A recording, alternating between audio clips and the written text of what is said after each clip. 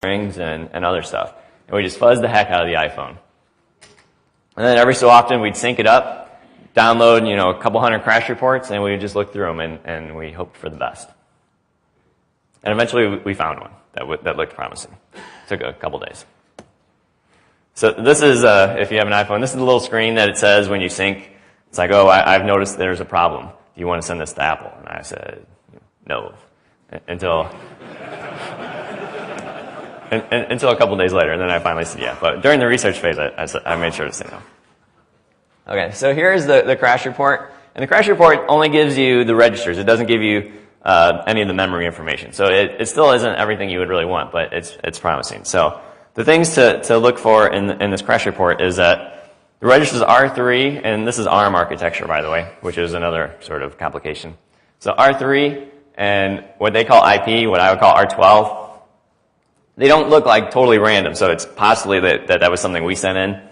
And if you look at the program counter, I have it disassembled there, and you can look at the highlight. And basically those two registers, R3 and R12, it's performing like some sort of unlinking of a linked list or something.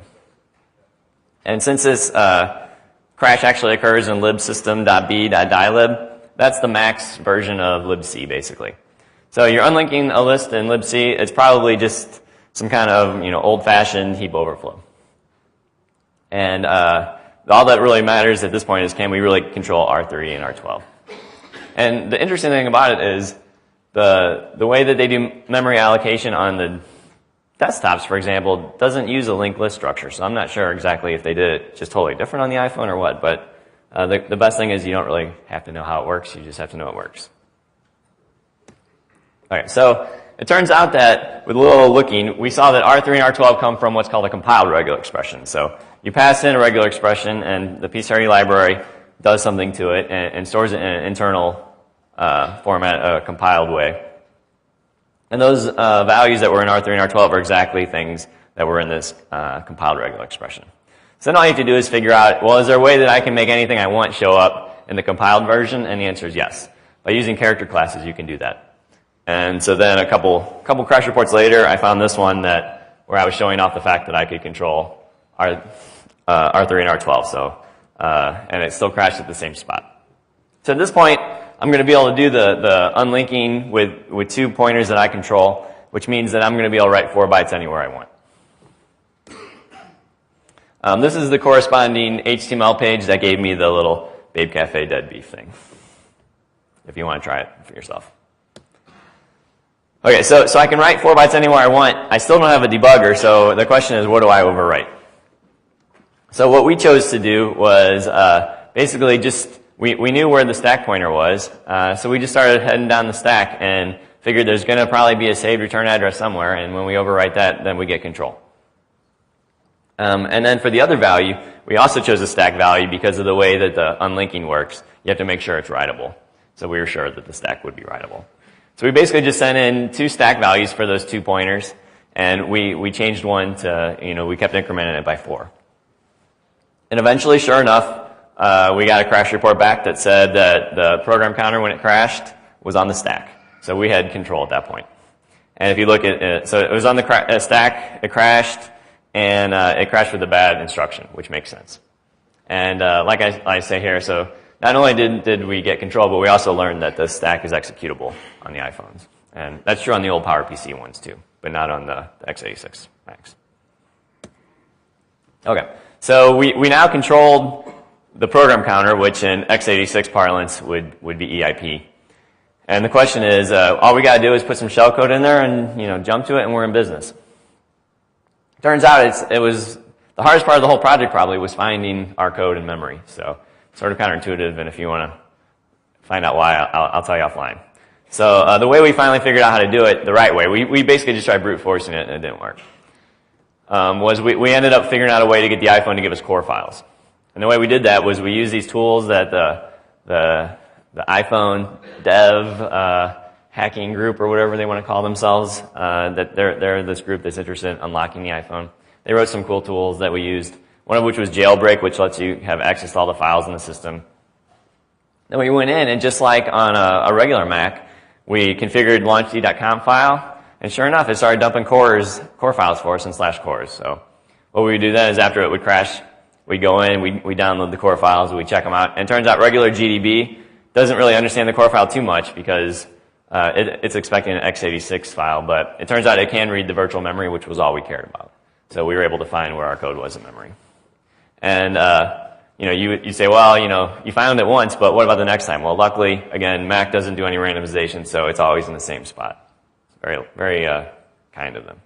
It was friendly. I love my Mac. So then we had the program counter. We knew where to put it. We just had to have it do something interesting.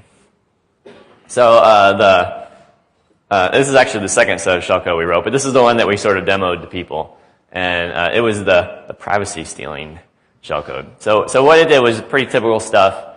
It called socket, connected out back to our web server, opened up particular files containing stuff like your text messages or whatever, and then just wrote them across the socket. So we wrote it in assembly, and then we used on Linux x86 to ARM cross compiler. And the only thing that was even tricky at that point was just to make sure that the syscall numbers were the same. And so we did a little reverse engineering of some of the iPhone libraries and binaries, and it is. So it's exactly the same as on a Mac, the syscall numbers. All right, so that was one thing, but how many times in your life do you get to write, take over something that's not just a boring computer, it's like a device. So it's like, well, let's write some shellcode that does something slightly more interesting. And the way you do that is just start tearing apart some of the libraries that are on the iPhone itself. And so these are, and they export all their functions in the libraries by very descriptive names, which is great. So these are some of the ones that I saw that I thought looked pretty interesting. So audio services play system sound, and that's from a library called Audio Toolbox. CT call dial, CT send to voicemail, and that's from the core telephony library. And SMS message create and SMS message send. So all you got to do at that point, you're running as root. You just got to figure out, how these functions work and how they're called, and you can call them. You can do whatever you want. So it turns out that it's sort of complicated. So we chose the easiest one, which was the play system sound. I'm not sure if you can read that, but at the top is the IDAPRO version of that function, audio services play system sound. IDAPRO has told me what address to expect that at, and since there's no randomization, that's exactly where it is every time. And then on the left is an example from the mobile phone application of them actually calling that function legitimately. So all we did was look and see how it's called by them, and we just do the same exact thing. So this is the assembly language that we wrote, that we compiled using the cross compiler, stole the bytes out of it, uses it as shellcode. And it works. So what that shellcode did was it makes it just like when you get an email if you have an iPhone. So it goes like ding, and then it vibrates. So it was sort of fun. Like you go to a website, and then your phone, Safari sort of disappears, and your phone starts vibrating. So it's kind of cool. But anyway, so this slide is just about, Macs have security problems, but I still like them. So I'm still friends with my Mac. So questions? The iPhone slides up anywhere? What's that? Oh, I'll put these up on our website, so it'll be on that Exploiting iPhone website. See, I still have my iPhone too. I haven't tried it. It should have been on our website. It says it works. The one interesting thing from our perspective of jailbreak was that once you jailbreak, at least the jailbreak we had back then, like now there's a debugger and everything, so if you wanted to redo this, it'd be real easy. But when we were doing it, there wasn't a debugger. But what jailbreak did for us that was bad was once you jailbreaked, you couldn't sync anymore. And since we couldn't sync, we couldn't get the crash reports. So what we had to do, which was easy in retrospect, was you could jailbreak so you could get the core files, which is what we needed for it. But also it stores the crash reports there too. So all we did was while we were getting the core files, we would also download the crash reports as text files, and then we didn't have to sync. But yeah, so those guys really helped us out, unknowingly, I guess. But so we used a lot of their tools, and we also used someone wrote a little modified IDAPRO. I don't know, configuration file or something that allowed us to use IdaPro for these files too. Yep. So Apple obviously released the update like the day before BlackHat. So had you been in touch with them for a few weeks before, or were they pretty quick? I mean, obviously they didn't sit on it too long, right? So I gave it to them a couple days before anybody. So they've known about it for about 2.5 weeks. And in the initial email, I gave them basically, this talk. So all the technical details. I gave them a patch for the actual. So it was easy for me to make a patch. And, it makes me sound like I'm real smart or something. But all I did was do a diff between PCRE 6.6 and 6.7, and I sent it to them. So they had the patch in source code. And then I told them on August 2nd, I'm giving a talk, and I'm going to release the details, so have the patch ready.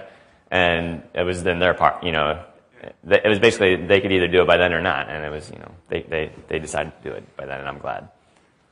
But yeah, they didn't really contact me, but yeah, they did it. Other questions? Okay, well, thanks.